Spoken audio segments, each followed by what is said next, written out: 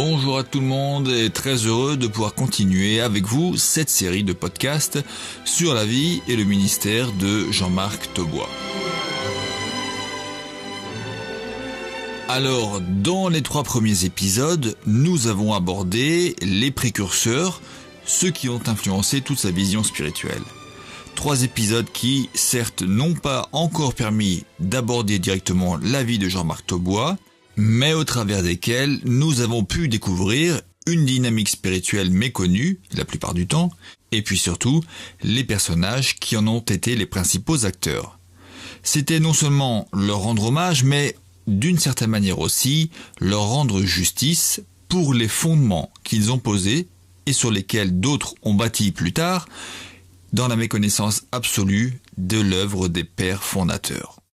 Dans ce podcast, nous commençons donc à traiter de la vie de Jean-Marc Taubois lui-même, ce qui était le sujet proposé dès le départ. Un récit qui courra certainement sur plusieurs épisodes. Octobre 1977. Les anciens lecteurs de la revue Shalom reçoivent une nouvelle revue. Hashomer Israël, ou le gardien d'Israël. Une feuille circulaire accompagne ce premier numéro. Elle est signée de Clément Le Gossec. Chères lectrices et chers lecteurs de Shalom, vous venez de recevoir la nouvelle revue Hashomer Israël et vous vous demandez pourquoi. Depuis le départ de notre frère Kaufman pour la patrie céleste, la revue Shalom s'est trouvée en difficulté. Il n'y avait plus d'articles du pasteur Kaufman et le rédacteur, Jean Boisaubert, ne pouvait plus faire paraître Shalom en temps voulu. Étant donné l'intérêt de beaucoup d'entre vous à la question concernant Israël et le peuple juif et les juifs messianiques en Israël, nous avons pensé qu'il était de notre devoir de continuer sur la voie tracée par le pasteur Kaufman et de publier une nouvelle revue d'information et d'édification à propos d'Israël. Le frère Lézek, nommé alors président de ce comité formé en cette année 1956, est décédé. Le frère Kaufman n'est plus. Je suis resté seul de cette équipe. Aujourd'hui, d'autres collaborateurs ont consenti à poursuivre le travail. Le pasteur Jean-Marc Taubois assurera la rédaction de la nouvelle revue Hashomer Israël. Il a fait ses études à l'université de Jérusalem, logeant pendant tout ce temps chez les amis Kaufman. Il connaît parfaitement l'hébreu. Madame Guyaz, directrice de l'école protestante d'altitude à Saint-Sergue en Suisse, est une amie fidèle de la famille Kaufman depuis 1948. Elle effectue chaque année des voyages organisés en Israël. Elle contribuera par des nouvelles et des articles à la rédaction d'Hashomer Israël. Hashomer Israël signifie « celui qui garde Israël ».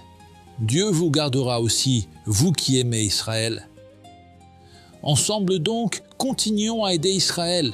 Nous ferons de notre mieux avec la revue et nous comptons sur vous pour demeurer notre fidèle lecteur et de généreux partenaires de l'œuvre messianique en Israël. Je vous salue bien fraternellement en notre Seigneur Yeshua Mashiach, Jésus le Messie, pasteur Clément Le Gossec.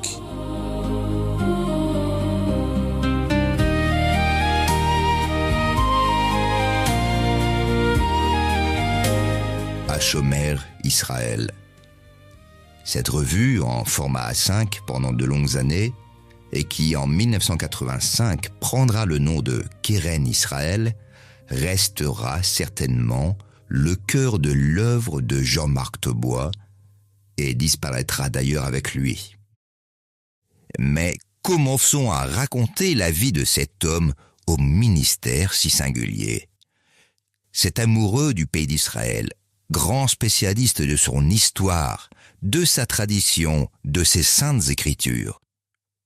Car pour bien comprendre cet étonnant personnage, il faut revenir en arrière. Non pas seulement dans sa vie, mais dans son histoire, celle de sa famille. C'est ainsi qu'il aimait d'ailleurs introduire lui-même le récit de son témoignage.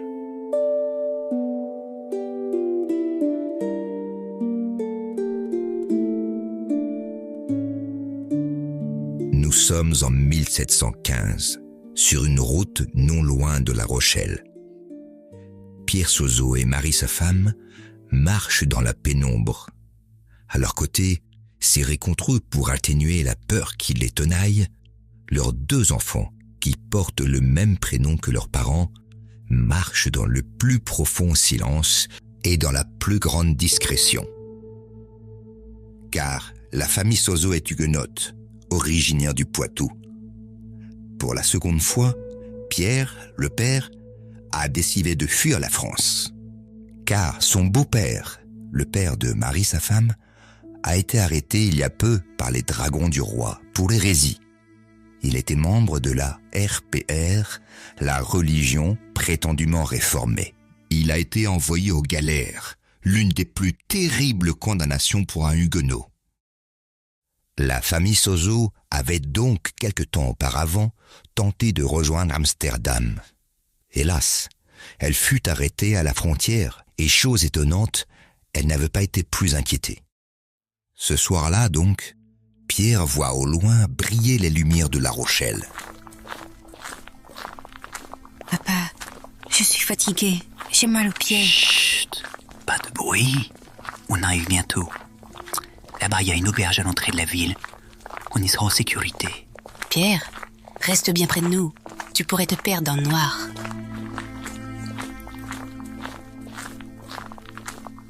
Maréchal des logis, là-bas, regardez.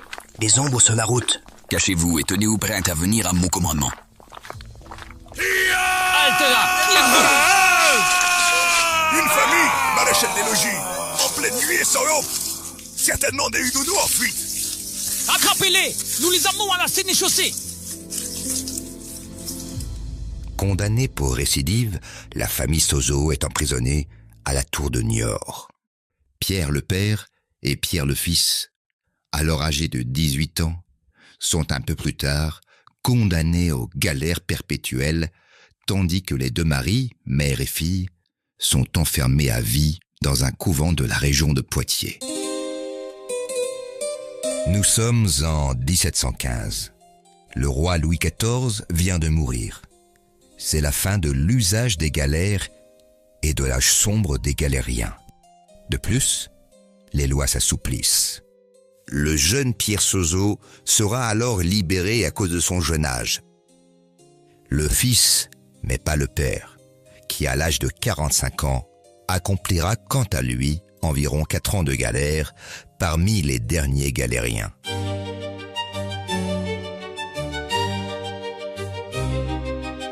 En ce début de règne de Louis XV, la France se trouve en difficulté financière. Pour faire rentrer de l'argent, les autorités vendent les prisonniers d'opinion et de religion à des organisations charitables suisses.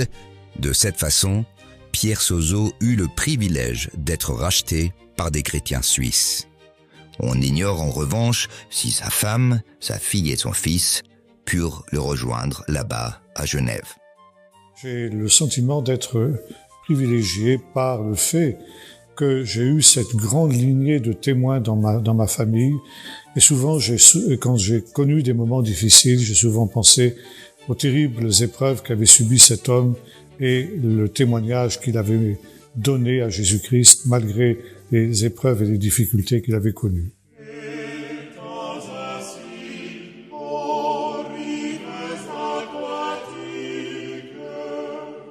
Cette longue lignée de témoins, c'est la famille Aumonier dont descendait Marie, femme de Pierre Sozo. On retrouve des aumôniers dans les registres paroissiaux de l'église réformée de Saint-Mexan, la 2e église à avoir été créée en 1559, 2 ans après celle de Poitiers par Calvin.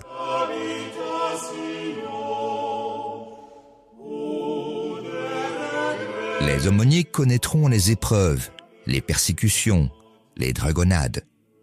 La famille connut également les grands réveils du Poitou au XVIIe siècle. puis la liberté après la Révolution. La lignée se perpétuera jusqu'à Marie Aumonier, qui épousera Jules Taubois. À partir de ce moment, commencera la lignée des Taubois, avec des noms qui deviendront plus tard bien connus: Pierre, Jules, André, Daniel et Suzanne Taubois.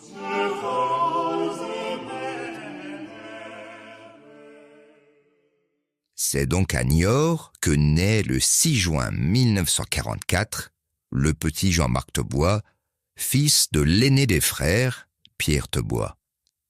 Pierre termine ses études de médecine à l'hôpital. À l'issue de celle-ci, il rachète la clientèle d'un vieux médecin protestant dans le petit bourg de Couévérac, à 35 km de Poitiers. Couévérac est à la limite des régions protestantes et catholiques du Poitou. C'est donc au temple réformé du village que le jeune Jean-Marc Taubois apprend les rudiments de la foi dans le magnifique temple lambrissé. C'était encore l'époque où, juste dans les années d'après-guerre, l'Église réformée était encore solidement fondée sur l'Évangile. Et je bénis Dieu pour tout ce que j'ai pu apprendre et recevoir dans l'Église réformée, notamment ce qu'était le sérieux de cette Église à cette période-là.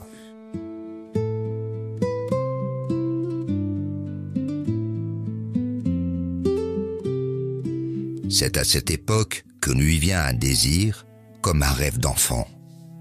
Quand je serai grand, je serai pasteur. L'un de ses jeux préférés était de disposer des chaises en rang, comme dans une église, pour y mettre ses sœurs et des poupées, et puis de chanter des cantiques et de faire le culte.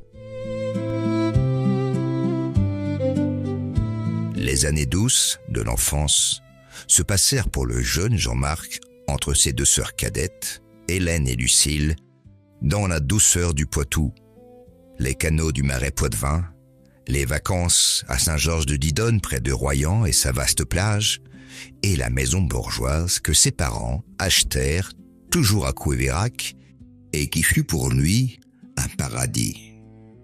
Cette enfance heureuse fut également marquée par la présence à la maison des grands-parents maternels et surtout de la figure du grand-père de lait. Si du côté Taubois, la famille était engagée dans l'église réformée, en revanche, les parents maternels, les Delay, étaient issus des églises baptistes du nord de la France, dans lesquelles le grand-père avait eu des responsabilités. Ayant fui vers le Poitou au début de la guerre, c'est là que Agnès, leur fille, rencontrera le jeune étudiant en médecine, Pierre Taubois, et qu'ils se marieront.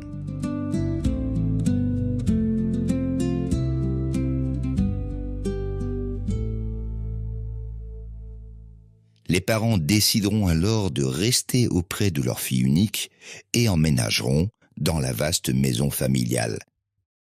En l'absence d'église baptiste, la famille Taubois de Lay se rattachera donc à l'église réformée de Couévérac. Et ce grand-père, impressionnant de sa haute taille et d'une certaine sévérité, investi dans les affaires de la communauté, dans la prédication en particulier, sera d'une grande influence auprès du jeune Jean-Marc sur le plan spirituel et de la foi, mais également il lui ouvrira des perspectives insoupçonnées. Mais n'anticipons pas. C'est ce grand-père, Jules Delay, qui en 1944 avait vécu une aventure très singulière. Une aventure qu'il racontera plus tard à son petit-fils, qui non seulement en restera profondément marqué, mais une aventure qui fut en réalité à l'origine de son intérêt futur pour le peuple juif.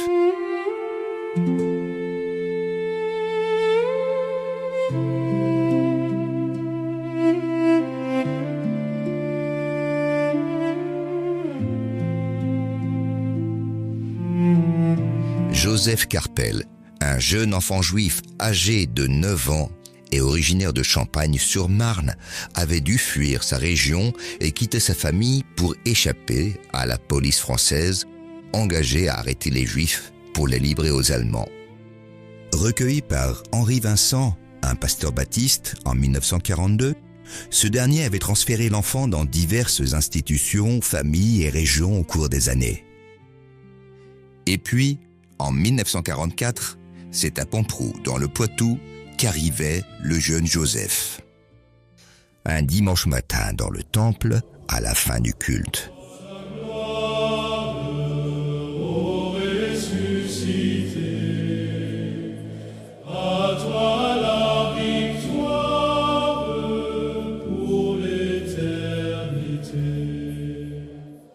Avant de nous séparer, quelques annonces. Nous venons de recevoir un Ancien Testament. Quelqu'un veut-il le prendre? Là-bas, Jules. Très bien. Alors venez me voir après. Vous êtes donc d'accord pour le prendre chez vous? Chez moi, non. Les Allemands occupent le rez-de-chaussée d'immeuble. Nous mettrons chez Adolphe Queneau, mon beau-frère. Je m'arrangerai pour apporter le ravitaillement et tout ce dont il aura besoin. Parfait. Alors faisons ainsi. Pendant plusieurs mois, Jules supervisera le ravitaillement et la protection du jeune Joseph.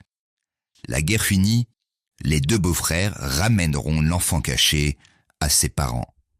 Jean-Marc Taubois, qui fut fortement marqué par ce témoignage du grand-père, n'eut de cesse, sa vie durant, que de tenter de retrouver ce Joseph dont il avait perdu le patronyme.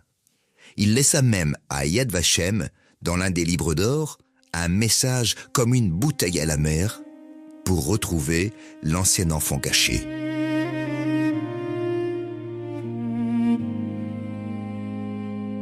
Et puis, après bien des années, ce fut par l'intermédiaire d'une cousine qui avait gardé les coordonnées de la famille juive que la rencontre put enfin avoir lieu près de Paris, juste 2 ans avant le décès de Jean-Marc Taubois.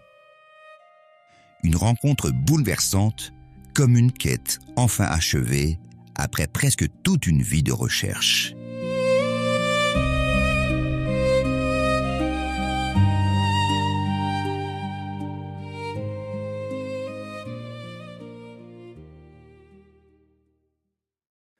Au début des années 50, le réveil commence à se répandre dans le nord de la France.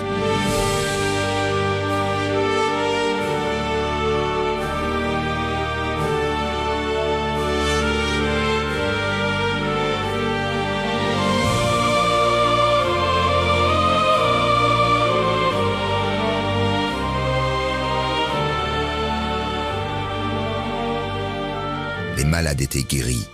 On dressait des tentes un peu partout pour évangéliser. Il y avait une soif de Dieu incroyable dans ce pays de mineurs. C'était une région très difficile, avec l'industrie lourde, la métallurgie, les coups de grisou. Un réveil marqué par la stature de grands hommes de Dieu tels Douglas Scott, Pierre Nicole ou encore Arthur Marais. Jules et André, les oncles, étaient devenus pasteurs dans les églises baptistes. Jules avait pour sa part repris l'église de Denain.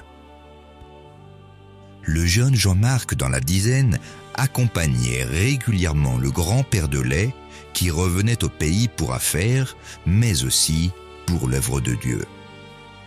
Je revois encore mon oncle prêcher sur l'Antichrist, et en tant que jeune garçon, cela m'a profondément marqué.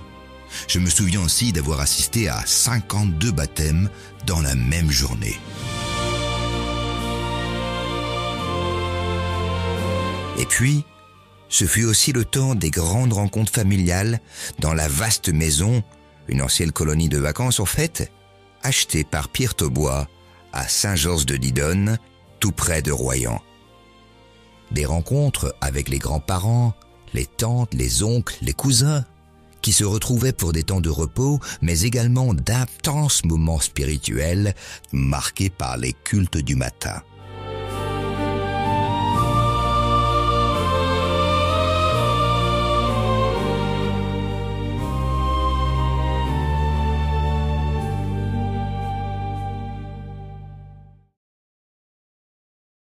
En 1955, Jean-Marc doit quitter sa tranquille école communale pour le lycée de Poitiers.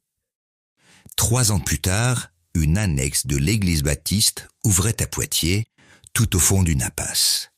Les locaux étaient vétustes et mal entretenus. J'ai très vite eu le désir, parce que je cherchais Dieu de tout mon cœur, de prendre contact avec cette petite église baptiste. Alors, c'était vraiment les temps héroïques où le petit local qui servait de lieu de rencontre à cette implantation nouvelle de l'église baptiste se trouve au fond d'une impasse. C'était un ancien local qui appartenait à un marchand de fruits et primeurs, et il était situé au fond d'une arrière-cour. Il fallait longer une colonne de cageots qui risquait de vous tomber sur la tête si vous ne faisiez pas attention, surtout la nuit quand il faisait sombre, pour les réunions du soir. Et on arrivait dans cette arrière-boutique qui était assez lugubre, il faut le dire. Et là, il y avait trois braves grands-mères qui se rassemblaient régulièrement. Et pour vraiment participer à des réunions dans ces conditions-là, il fallait vraiment être motivé. Mais je l'étais. Et c'est ainsi que j'ai commencé à fréquenter ces réunions de cette petite église, cette petite annexe de l'église baptiste de Niort, en fait. Là, j'ai découvert un autre évangile, un évangile beaucoup plus évangélique, beaucoup plus proche de la Bible. Et même si, pour un jeune homme de mon âge, ça n'était pas a priori très enthousiasmant de se retrouver avec ces 3-4 grand-mères qui se rassemblaient régulièrement là-dedans, eh bien, j'ai connu un cheminement qui m'a conduit à la conversion. Quelques années plus tard, Jean-Marc Thebois sera baptisé dans le Saint-Esprit à l'occasion d'une réunion tenue par le grand homme de Dieu, David du Plessis.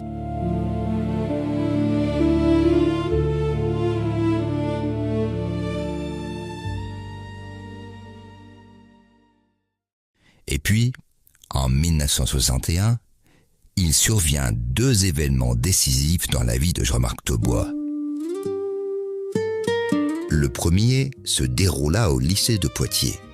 Il s'agissait d'une exposition sur les bourses Elijah. Les bourses Elijah étaient une association créée par un certain Jean Walter qui, parti de rien, avait fait fortune dans les mines de cuivre au Maroc après avoir vécu une vie d'aventure. Il avait, en mourant, légué sa fortune à l'Académie française afin de permettre à de jeunes lycéens et étudiants français d'effectuer un voyage dans un pays pour y mener une enquête de leur choix. La bourse accordée était dérisoire, environ 300 francs. Pour le reste, le candidat devait se débrouiller par ses propres moyens. Au retour du voyage, un rapport devait être écrit et rendu au comité de l'association qui, à l'issue de l'examen, remettait des prix et de nouvelles bourses pour un nouveau projet aux productions jugées les meilleures. Au printemps 1961, une exposition itinérante de l'association des bourses Elijah arrivait au lycée de Poitiers. Alors j'ai décidé de tenter ma chance dans ce concours des bourses Elijah. Et j'ai présenté un projet sur l'immigration en Israël. L'immigration, pourquoi l'immigration? Parce que pour moi, c'était l'accomplissement des prophéties. C'est à la même période que survint le deuxième événement qui allait être tout aussi décisif dans la vie du jeune Jean-Marc Thebois. Le grand-père Delay découvrait dans la revue Vie et Lumière que le pasteur Clément Locossec organisait pour le mois de mai un voyage dans les pays bibliques. Le Liban, la Syrie, la Jordanie et enfin, le but du voyage, Israël. L'expérience vécue avec le jeune Joseph Carrel pendant la guerre avait éveillé en lui l'intérêt pour la question d'Israël. Jules Delay s'inscrivit donc au voyage.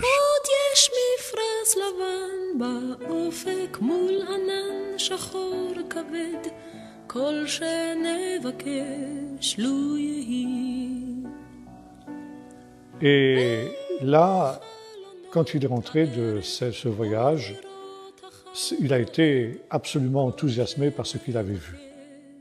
Et là, eh bien, il a commencé à faire des conférences un peu partout. On l'a invité à Il avait fait un film, il avait tourné un film aussi sur son voyage.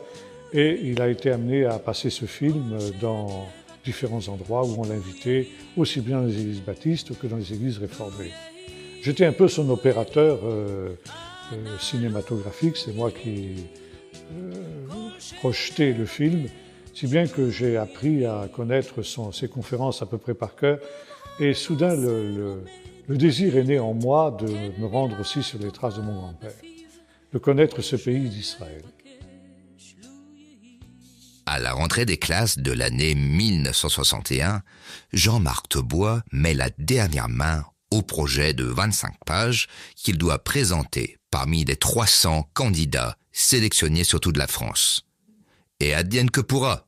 Si ça marche, ça marche. Sinon, tant pis. Entre-temps, et après avoir patienté pour éprouver ses résolutions, Jean-Marc décide d'obéir au Seigneur en passant par les eaux du baptême. Au même moment, l'idée du pastorat se fit jour comme une nécessité suite à son engagement. Peu de temps après, il reçut un dimanche une parole, belle mais terrible, qui devait marquer son ministère futur comme au fer rouge. Si tu acceptes l'appel de Dieu, je te donnerai un ministère à part, un ministère béni, mais un ministère de solitude et de douleur. Le jeune Jean-Marc fut profondément marqué par ces paroles. Fallait-il craindre et fuir ce ministère d'affliction, ou bien l'accepter en conscience? Mais l'appel qui résonne au fond de son cœur est irrésistible. C'est avec crainte de l'avenir, de ce qu'il faudra subir pour le nom de Dieu, mais avec une confiance évidente dans son amour et dans sa présence, que le jeune Jean-Marc accepte l'appel de Dieu.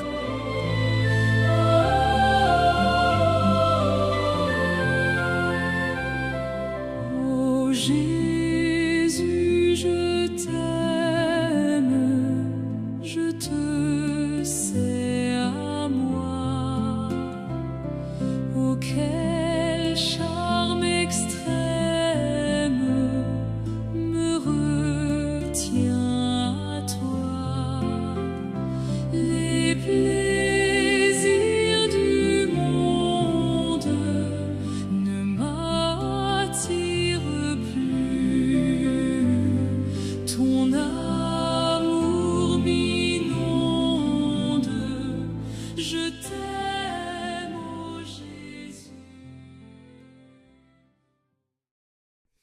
Et puis, au début du mois de mai 1962, arrivait chez les Taubois une lettre de la fondation des Bourses Elijah annonçant que Jean-Marc était l'un des 300 heureux élus. L'aventure pouvait commencer. Il fallait désormais préparer le séjour et particulièrement planifier le voyage. Jean-Marc écrivit à de multiples compagnies maritimes, à l'office de tourisme, à la compagnie aérienne El Al. Toutes les réponses furent négatives. Il proposa même à des compagnies pétrolières de le prendre comme mousse à bord, mais sans résultat. La publication de son interview dans un journal local allait peut-être être de nature à l'aider. Il en envoya un exemplaire à une compagnie maritime grecque dont il venait de découvrir une annonce publicitaire. Et la réponse arriva. C'est d'accord ? Vous voyagerez en classe cabine gratuitement et sans aucune exigence. Ça alors, c'était inespéré. Jamais il ne l'aurait imaginé. Seulement, le bateau partait de Venise. Ah, tant pis, je ferai du stop jusqu'à là-bas. L'année scolaire touchait à sa fin. L'année du bac. Décrochée d'ailleurs avec mention assez bien. Peu de temps avant, Jean-Marc écrivit à la compagnie grecque. Il fallait d'urgence qu'elle lui envoie le billet. Et puis, au même moment, arrivait à la maison une lettre anonyme contenant un billet aller-retour Paris-Venise et Venise-Paris en avion. Décidément. La grande spirale qui allait emporter le jeune Jean-Marc vers une nouvelle dimension de sa vie se mettait en branle. Mais à 2 jours du départ, toujours aucune réponse de la compagnie maritime. Elle arriva enfin au matin même du départ. Désormais, plus rien n'empêchait Jean-Marc de s'élancer vers la grande aventure de sa vie. Et le 16 juillet de l'année 1962, il embarquait à Venise sur l'Hermès à destination de Haïfa. La rencontre qui allait bouleverser sa vie était désormais juste devant lui. Une rencontre comme un rendez-vous avec un pays et son peuple, qui allait faire basculer sa lecture de la Bible, son approche de l'œuvre de Dieu dans l'histoire des hommes. Va, Jean-Marc, du haut de tes 18 ans, lance-toi dans l'aventure, car le jeune homme qui part ne sera plus celui qui reviendra. Va vers ce trésor dont tu ignores encore qu'il sera pour toi, jusqu'à ton dernier souffle, le sujet des plus grandes bénédictions, mais aussi de toute ta souffrance et de ta solitude. Ne l'oublie pas.